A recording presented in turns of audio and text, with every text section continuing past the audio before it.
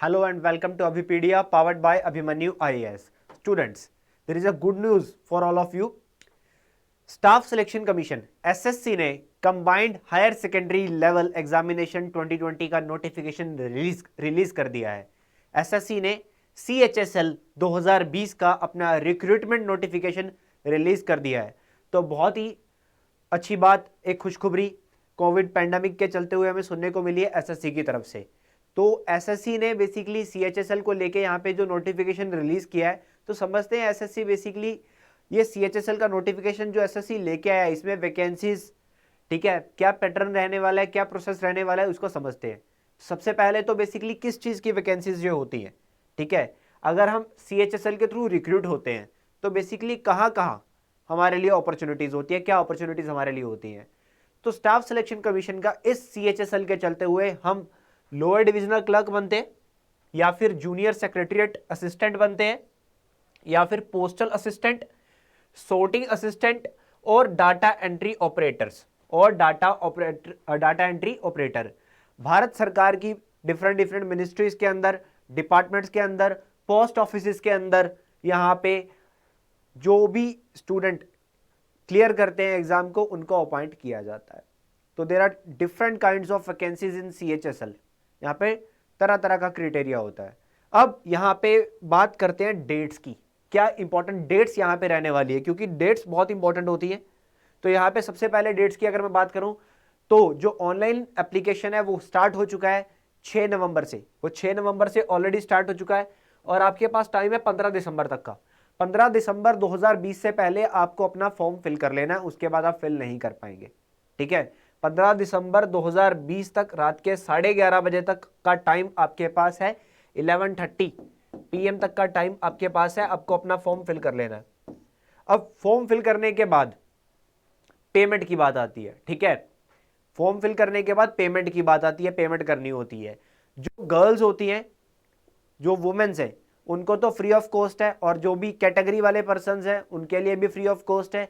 ये फीस सिर्फ general category के लिए स्टूडेंट्स के लिए होती है। जनरल कैटेगरी के स्टूडेंट्स के लिए ये फीस होती है। तो फीस कितनी रहती है यहाँ पे? 100 रुपीज़ का एक फीस होता है, जो आप ऑनलाइन या ऑफलाइन दोनों माध्यम से पे कर सकते हो। अगर आपको ऑनलाइन मीडियम से फीस पे करनी है ऑनलाइन, तो आपके पास जो टाइम है वो है 17 दिसंबर 2020 तक का। 15 दिसंबर तक आप फॉर्म भर सकते हो, 17 दिसंबर तक आप ऑनलाइन पेमेंट कर सकते हो। बट अगर आपको पेमेंट करनी है ऑफलाइन, ऑफलाइन मतलब आपको बैंक की एक ब्रांच में जाके फीस भरनी होगी, तो उसके लिए चालान जनरेट करने का जो डेट है आपके पास वो है 19 दिसंबर, वो है 19 दिसंबर 2020। अब जो आपने बेसिकली चालान प्रिंट कर लिया, अब चालान प्रिंट करवा के फीस भी तो भरनी है, तो फीस भरने के लिए 2 दिन और मिलते हैं। 21 दिसंबर 2020 लास्ट डेट है फीस भरने तक का, यानी कि फॉर्म की प्रक्रिया को फुल करने तक का 21 दिसंबर 2020 आपके पास लास्ट डेट है। अब 21 दिसंबर तक आप फॉर्म फिल भर सकते हो। उसके बाद अगला क्वेश्चन ये आता है कि पेपर कब होने वाला है, पेपर कब होने वाला है। अब पेपर कब होने वाला है, तो यहाँ पे प्रोसेस क्या है, ठीक है, यहाँ पे मोड ऑफ सिलेक्शन प्रोसेस क्या रहता है।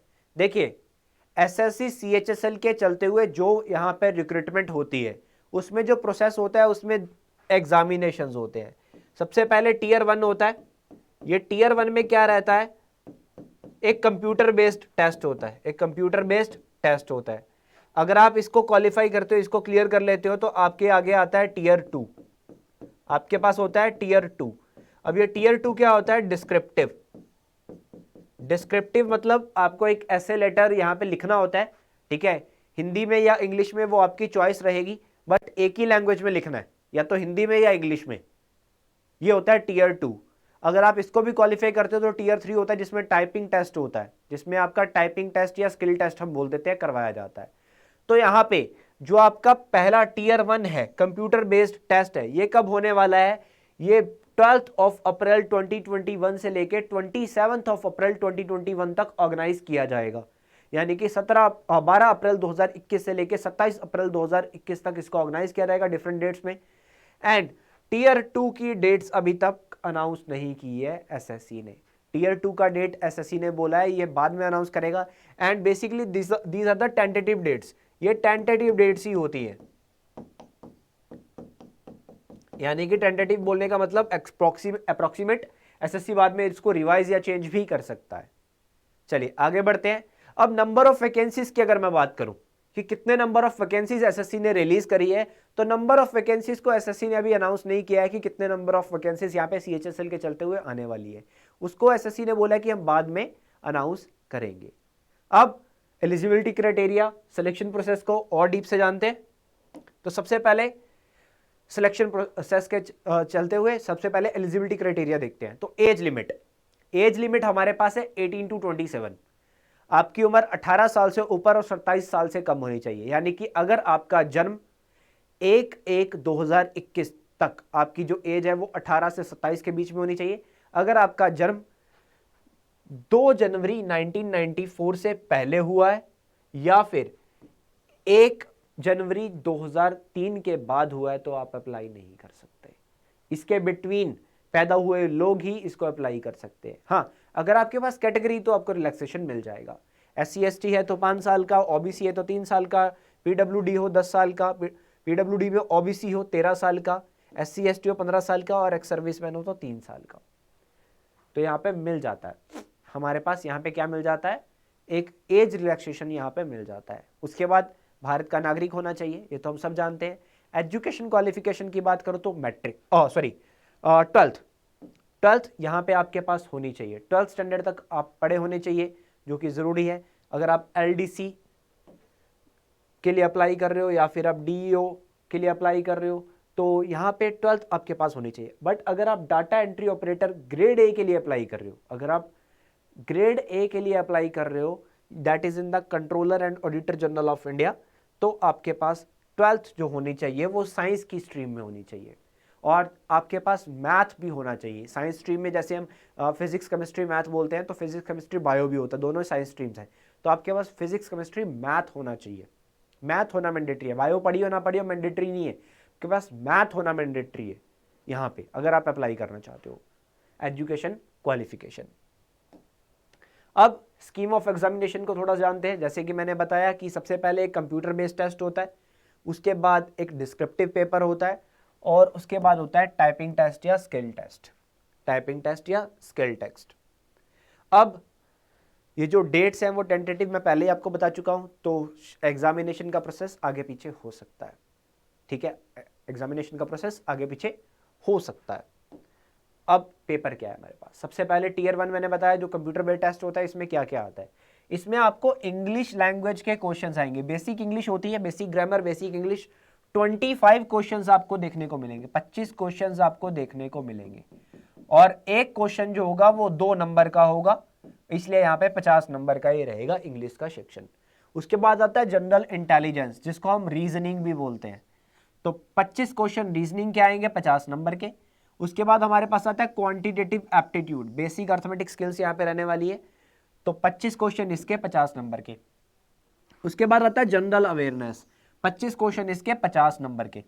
टोटल 100 क्वेश्चंस आते हैं 200 नंबर के, 200 नंबर के।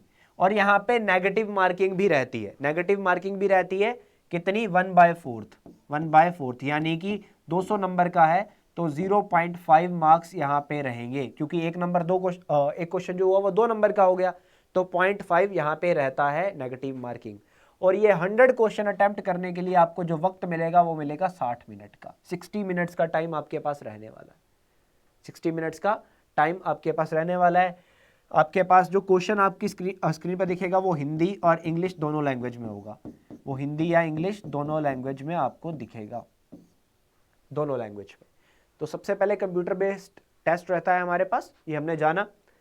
अब सिलेबस क्या रहता है, ठीक है, हमने देखा इंग्लिश है, जनरल इंटेलिजेंस है, क्वांट है, मैथमेटिक्स, दैट इज, उसके बाद जनरल अवेयरनेस है। तो सिलेबस क्या रहता है, सबसे पहले इंग्लिश का सिलेबस देखते हैं। तो इंग्लिश में आपको एरर्स आते हैं, फिल इन द ब्लैंक्स आते हैं, सिनोनियम, एंटोनियम, स्पेलिंग डिटेक्शन कि कहीं पे स्पेलिंग गलत नहीं है, idioms and phrases, one word substitutions, sentence improvement, active passive voice, ठीक है, शफलिंग ऑफ सेंटेंसिंग और इनडायरेक्ट नरेशन, क्लोज टेस्ट आता है हमारे पास, कॉम्प्रिहेंशन हमारे पास आता है। तो ये इंग्लिश में एक बेसिक लेवल का पैटर्न यहाँ पे रहता है, 25 क्वेश्चन यहाँ पे पूछे जाते हैं एक बेसिक लेवल के। उसके बाद हमारे पास आता है जनरल इंटेलिजेंस। देखिए जनरल इंटेलिजेंस या फिर रीजनिंग हम इसको बोलते हैं, ये दो तरह की होती है यहाँ पे बेसिकली, वर्बल और नॉन वर्बल। तो इस पेपर में दोनों ही तरह की आती है, वर्बल भी आती है, नॉन वर्बल भी आती है, ठीक है, जिसमें हमारे पास symbols, analogy, trends, figural analogy, ठीक है, डायग्राम्स हुआ, मिरर इमेजेस हुई है, फर्दर बोल सकता हूँ कोडिंग डिकोडिंग्स हो गया, ठीक है, सिलॉग्स हो गए, तो problem solving, embedded figures, figural patterns, punched hole, classifications, drawing interferences, ये सब चीज़ें हमारे पास रहती है। दैट इज वर्बल और नॉन वर्बल दोनों रहने वाले हैं यहाँ पे हमारे पास, ये टॉपिक्स आपके सामने हैं। उसके बाद आता है quant, that is mathematics, quantitative aptitude. इसमें सबसे पहले नंबर सिस्टम हमारे पास रहता है, ठीक है, नंबर्स के बारे में सारा, डेसिमल, फ्रैक्शन, सब कुछ। उसके बाद आता है अर्थमेटिक्स। अर्थमेटिक में हमारे पास क्या आ जाता है, percentage, ratio, square roots, average, interest, simple interest, compound interest, time and work हुआ, टाइम एंड डिस्टेंस हुआ, mixture alligation, partnership, profit and loss, ये सब हमारे पास आता है। उसके बाद अलजबरा आ जाता है, बेसिक अलजबरा आता है जो आपने स्कूल लेवल में पढ़ा होता है। उसके बाद ज्योमेट्री आती है, ये भी आपने सारी स्कूल लेवल में पढ़ी होती है, ठीक है, सब कुछ ज्योमेट्रिकल वाला। उसके बाद हमारे पास आता है ट्रिग्नोमेट्रिक फंक्शंस, मेंसुरेशन और स्टैटिक्स।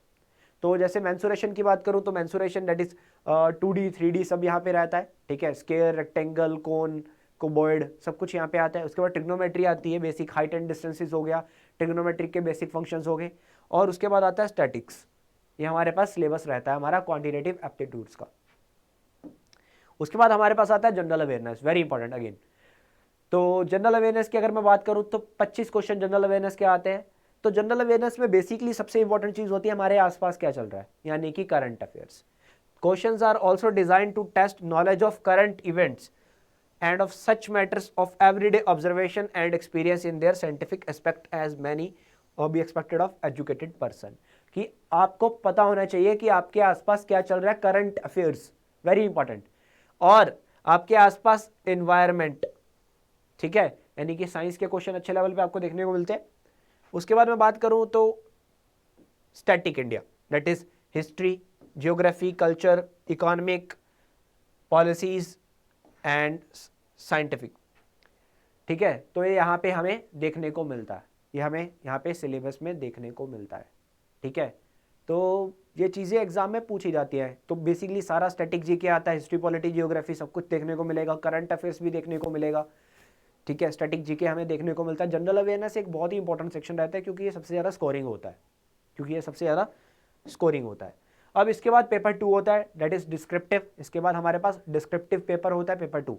अब पेपर 2 में हमारे पास 100 मार्क्स का ये रहता है, 100 मार्क्स का ये रहता है।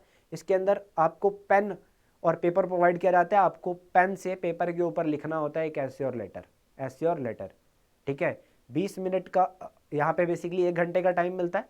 1 घंटे के अंदर आपको एक ऐसे लेटर लिखना है, या तो हिंदी में लिखना है या इंग्लिश में लिखना है, आपको डिफाइन करना पड़ेगा। मिक्स लैंग्वेज होगा तो 0 नंबर, अगर आपने हिंदी इंग्लिश मिक्स कर दिया तो 0। और इसमें आपको 33 नंबर लेने जरूरी होते हैं, 33% marks you have to minimum आपको चाहिए होते हैं, क्वालिफाइंग मार्क्स चाहिए, ठीक है। ऐसे और लेटर इसके अंदर होता है, ऐसे लेटर एप्लीकेशन और प्रेसिस ये इसके अंदर रहता है। तो टीयर 2 को अगर आप क्रैक करते हो तो आपके पास आता है स्किल टेस्ट या फिर टाइपिंग टेस्ट, जो कि काफी इजी रहता है। अब पे स्केल जान लेते हैं, क्योंकि एट द एंड अगर हम क्रैक करते हैं तो एट द एंड किस चीज के लिए करते हैं, एक पैसा, हमारी जरूरत आज का समय। तो यहाँ पे स्केल क्या रहने वाला है CHSL के अंदर। तो लोअर डिविजनल क्लर्क की बात करूं या फिर जूनियर सेक्रेटरीट असिस्टेंट की अगर मैं बात करूं तो बेसिक 19,900 से लेके 63,200 तक यहाँ पे रहता है। उसके बाद पोस्टल असिस्टेंट की बात करूं या फिर सोर्टिंग असिस्टेंट की बात करूं 25,500 से लेके 81,100 रुपए तक का यहाँ पे इसका पैकेज रहता है। डाटा एंट्री ऑपरेटर की बात करूं तो 25,500 से लेके 81,100, और लेवल 5 में बात करूं तो 29,200 से लेके 92,300 रुपए। Data entry operator grade A की अगर मैं बात करूं, जिसके अंदर हमने देखा था साइंस मैंडेटरी है, तो 25,500 से लेके 81,100 यहाँ पे मैंडेटरी रहता है, यहाँ पे ये पे स्केल रहता है। तो पे स्केल भी काफ़ी अच्छा है, एग्जाम पैटर्न भी थोड़ा ईजी ही है। तो देर मत करिए, आज ही फॉर्म भरिए, क्योंकि ये मौके बार बार नहीं मिलते। SSC ने अगर नोटिफिकेशन दिया है तो इस बार सरकार आई थिंक इसको फास्ट प्रोसेस से भी लेके चलेगी थोड़ा सा, क्योंकि SSC को जनरली काफ़ी क्रिटिसिज्म सहना पड़ता है, ठीक है, अपने लेट प्रोसेस के कारण। तो यहाँ पे एसएससी इस बार फास्ट प्रोसेस पे काम कर सकता है और एक अच्छा मौका हमारे पास सामने देखने को मिल रहा है। तो पे स्केल भी अच्छा है, वैकेंसीज भी आ चुकी हैं, प्रिपरेशन करना स्टार्ट कर दीजिए। तो देर मत कीजिएगा, नीचे डिस्क्रिप्शन में आपको लिंक मिल जाएगा, हमारे पोर्टल पे जाके आप पढ़ाई भी कर सकते हो, सारा का सारा आपको स्टडी मटेरियल वहाँ पे मिल जाएगा। तो it's all for today, thank you so much, all the best for your exam.